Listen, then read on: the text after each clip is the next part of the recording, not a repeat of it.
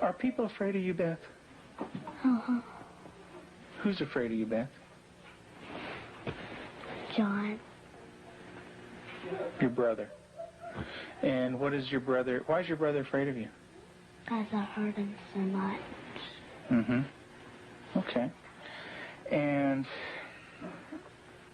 what, at nighttime, what do your parents do to your door? Lock it shut. Why do they lock it shut? Because they don't want me to hurt John. Right. And they're kind of afraid of hurting John? Of you hurting John? Mm-hmm. Okay. Are they afraid that you might hurt them? Yep. Would you, Beth? Mm-hmm. When would you do it? Nighttime. Okay. Why would you do nighttime? Because I don't like them seeing me do it. But they can feel me do it. Mm-hmm. And what would you do to him, Beth? Stab him. Okay. What would you stab him with? A knife. The program you are about to see was compiled from the actual therapy tapes of Dr. Ken McGidd, a clinical psychologist specializing in the treatment of severely abused children. Children so traumatized in the first years of life that they do not bond with other people. They are children who cannot love or accept love. Children without conscience who can hurt or even kill without remorse. This film shows the devastating effects of abuse on a child. It also shows that victims can be helped. It is the story of a 6.5-year-old girl named Beth. Do you ever stick pins in people? Mm-hmm. Who? My brother. Okay. Do you do it a little bit or a lot? A lot. Okay. And what are you trying to do to your brother?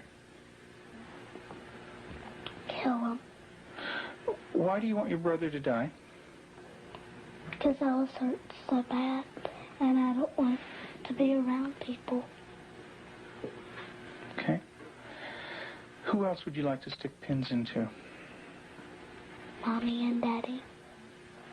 What would you like to have happen to them? Die. Jesus couldn't have lived to save Israel, yet he chose to die to save the world. Tim is the minister of a small Methodist church in the South. He and his wife Julie have been married for 12 years. Unable to have children of their own, they decided to adopt. In February of 1984, they received a call from the Department of Social Services telling them they had 2 children available for adoption. They were told that Beth, 19 months old, and her brother Jonathan, 7 months old, were normal and healthy. We did not need children to make our lives complete.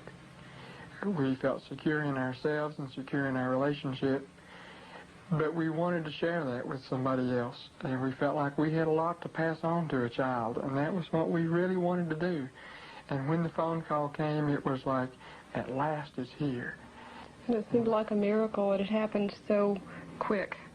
We'd heard of couples having to wait 5, 10 years on a child, and here we had 2 young children. It was like the answer to our dream. Their dream became a nightmare when they realized that Beth and Jonathan had severe emotional problems. We had the kids with us, Beth and her younger brother John, for probably a couple of months until we began to learn something about their background and their past. And when we learned it, some things seemed to fall in place about her behavior and John's behavior. From several sources, we discovered that they didn't have enough food to eat. That perhaps even Beth went all day maybe with just a box of Kick cereal. John himself was found in a bassinet with little patches of urine all over it and a dirty diaper and a couple of bottles at his feet that had curdled milk, and the back of his head was completely flat. The front of his head had bulged out, and at 7 months he couldn't raise his head, couldn't roll over. He was just had no stimulation, and we we think perhaps that it happened to Beth, and it wasn't very long until she began showing some signs of perhaps even some abuse. There was a nightmare that she had, and the nightmare was about a man who was falling on her and hurting her with a part of himself. Tell me about your birth father. What was that nightmare like? When he touched my vaginas Okay. until it bled, hurt it a lot until it bled, and wouldn't feed me a lot.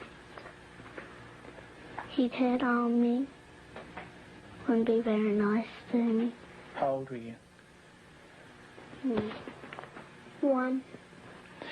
And in your nightmare, what happens? I get real scared. Where are you in the nightmare? What happens in the dream? I'm in the house, upstairs. And then what happens, Beth? When he comes upstairs and, hurt. How do you feel when you talk about this? Scared. Like, Where's your birth father? What's he doing? he's right there, and there's his hand. His hand's right there. Where? Right there. You can't hardly see it because it's green. What's it touching? My vaginas. And what is your birth father doing? Hurting it. Your face looks sad. Can you tell me about that? It's crying because there's dots of the tears. Beth had endured severe neglect and abuse as a child. Her birth mother died when she was 1. Because of these early childhood experiences, Beth never developed a sense of conscience, love, or trust for anyone. The early sexual abuse by her birth father would cause her to exhibit inappropriate sexual behavior, especially toward her brother. Does your brother have private parts?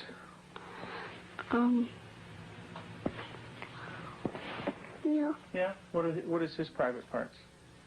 Penis and butt. And what do you do with your brother with his private parts, Beth?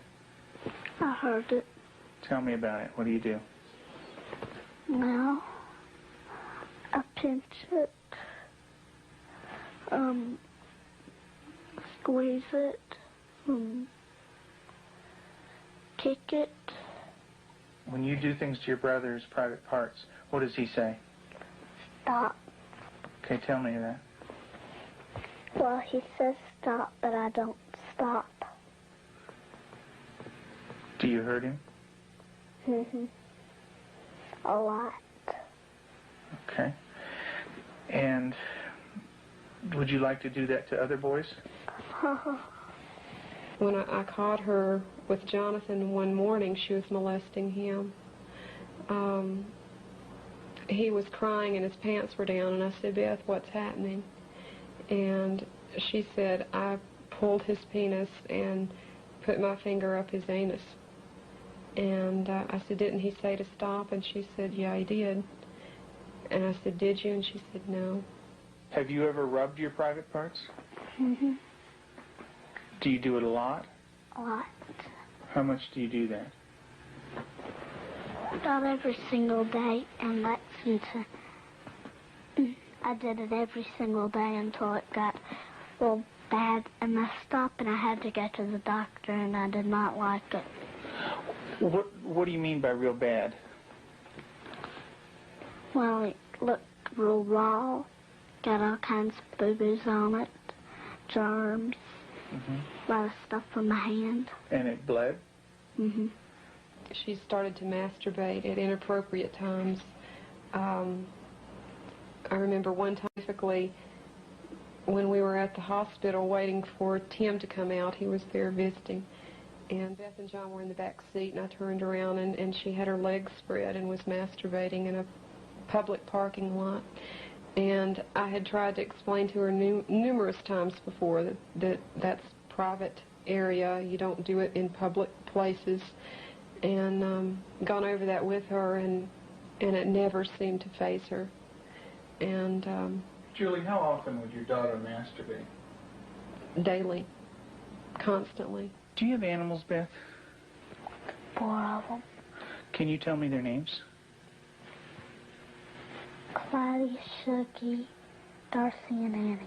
And Daddy said a day ago that there was a stray cat who did not have a home, so Daddy was taking care of it and took it to the vet when he had his flight to go. And what do you do to the animals, Beth? Stick them with pins. Do you stick them a little bit or a lot? A lot. What are you trying to do to the animals, Beth? Kill them. What do they do when you stick them with the pins? Well, Annie cries. She's a dog. She got baby birds down out of the nest, and we thought maybe she was just curious. So we explained that she could hurt them, put them back, and went through a whole sitting down and talking to her about the problem of it. And the next day we went out to check the baby birds, and they were on the ground dead with their necks broken. Let's talk about what happened once when you were smaller, when you found some baby birds in a tree. What did you do then? I took them out. Mm-hmm. And what did Mom say to you? That the mother will not come back if somebody touches her baby. Mm-hmm. Are the baby birds kind of small? Can you describe them for me? Well, they don't have their eyes open, but they can hear me, and they look up. Are they kind of helpless? Little baby birds? Can they fly? No. Can they run away?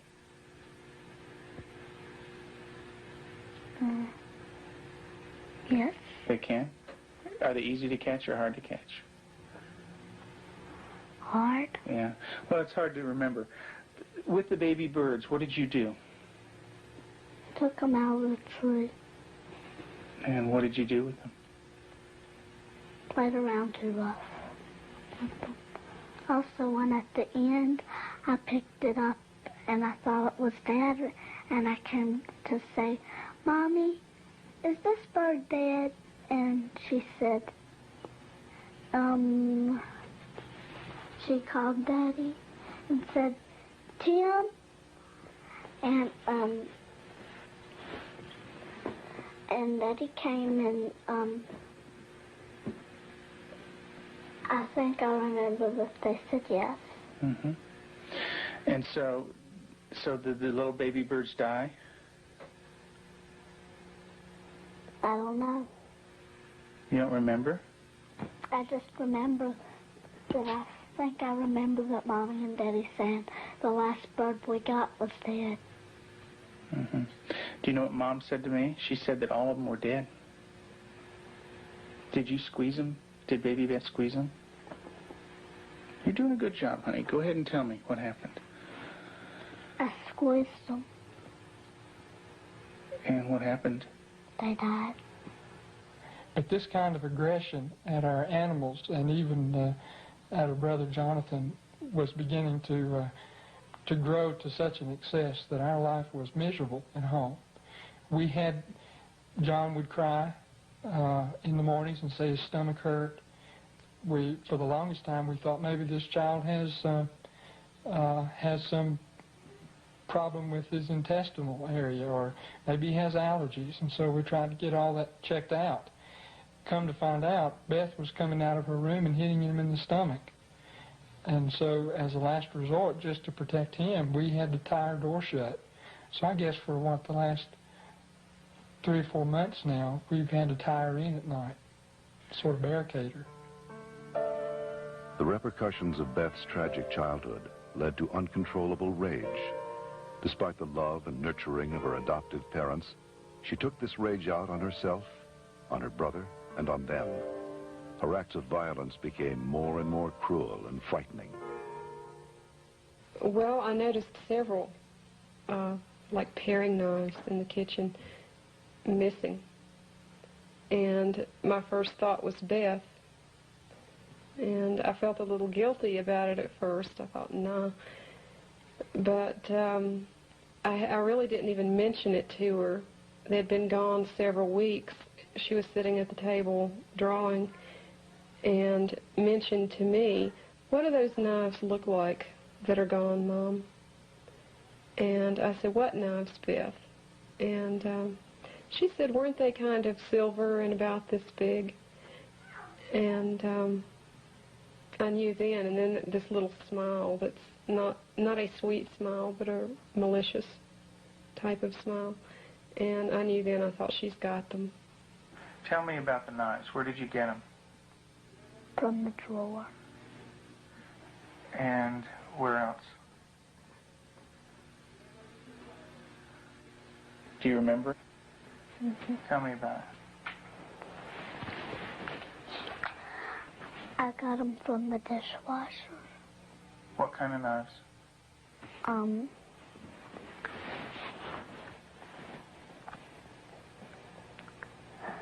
Big sharp ones.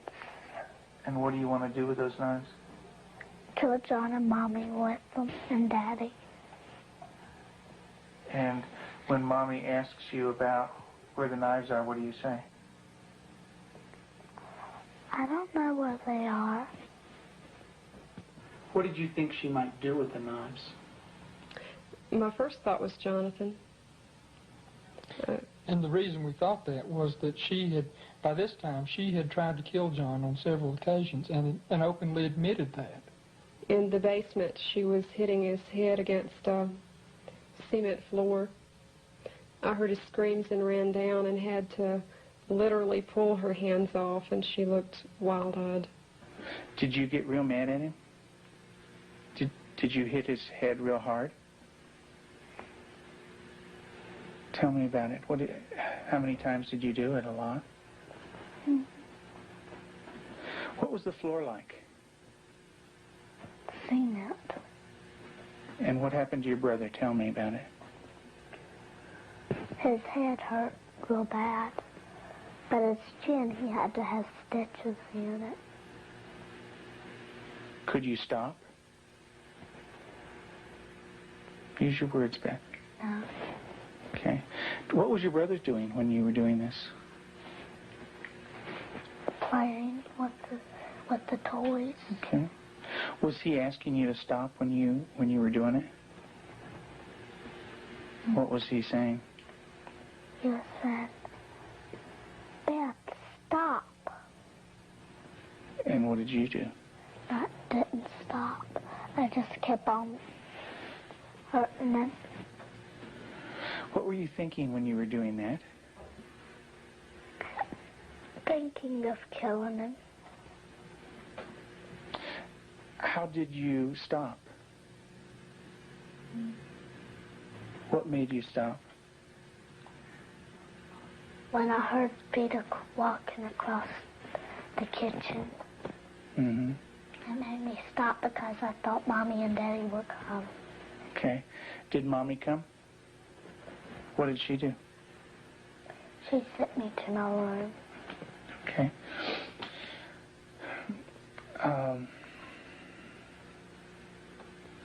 And what if Mom didn't stop you? What would you have done? Kept on doing it. And what about... After evaluating the extent of Beth's psychological problems, Dr. McGidd felt that for the well-being of the family, Beth needed to be temporarily separated from them.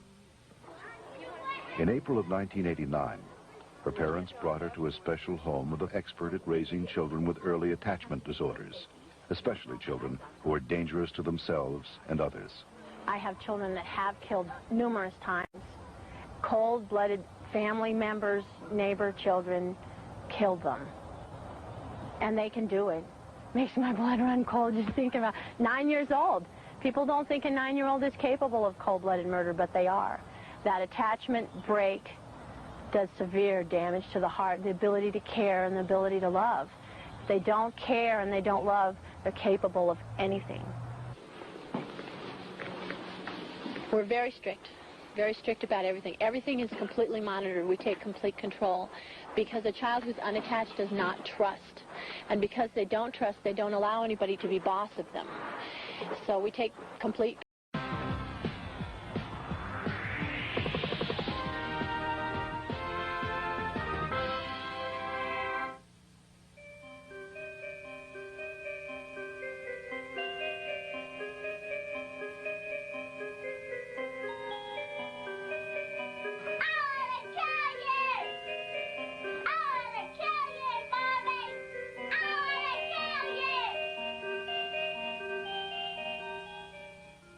Are people afraid of you, Beth?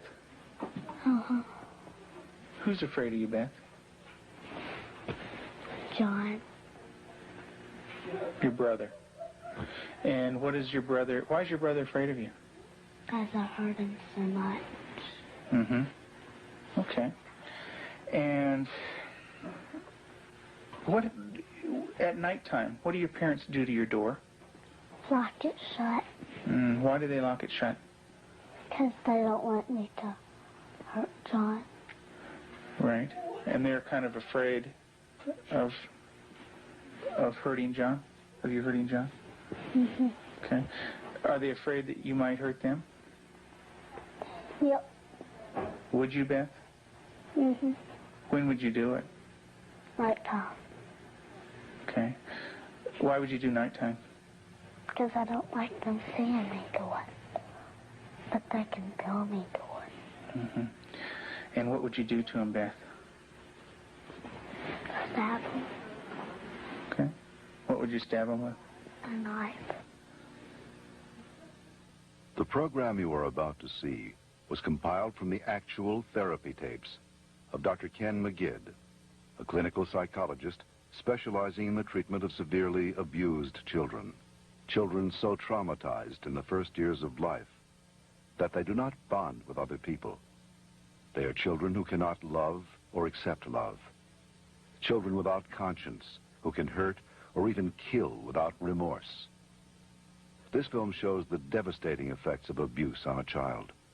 It also shows that victims can be helped. It is the story. That's the other prophet that took Elijah's place. And he was left, and there's Elijah, you know.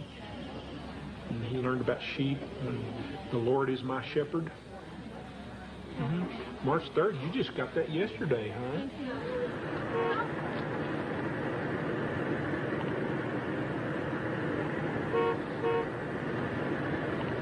In the beginning, we couldn't trust her with anything. She was locked up at night. We had alarms on the door at night so she wasn't sneaking around doing things with the other children. We don't worry about that anymore. There's no alarm on her door at night now. She sleeps in the same room with my own daughter, and I trust her that much. She brushes the dogs, and I trust her that much. Because she has earned that trust. She's learned it.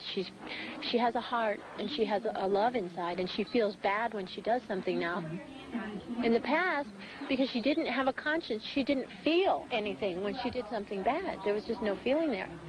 And now she does feel bad, and it shows in her face. I believe that Beth can make it.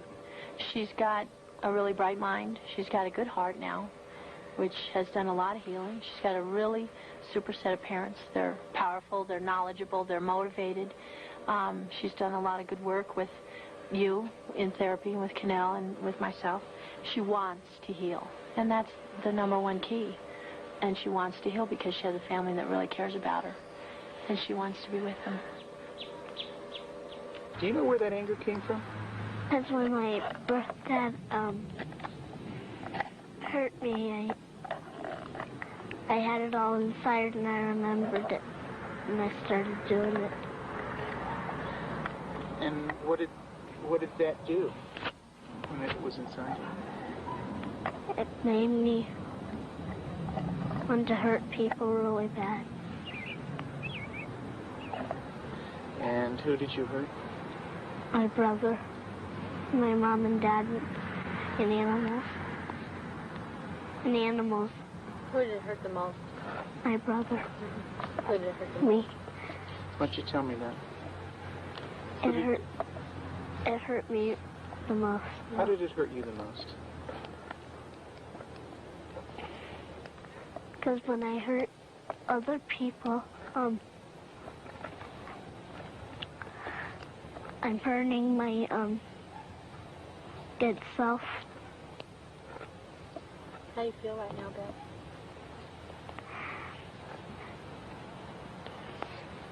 Sad. It's kind of tough to talk about, isn't it? Yeah. It is. Beth gave her last interview for this film in December of 1989. Although she had made progress, she would still need extensive therapy. Not all abused children are as deeply scarred as Beth, but all abused children suffer a profound hurt for the rest of their lives. The road to recovery is long and hard for the abused child. There are more than 1 million new victims of child abuse in America every year.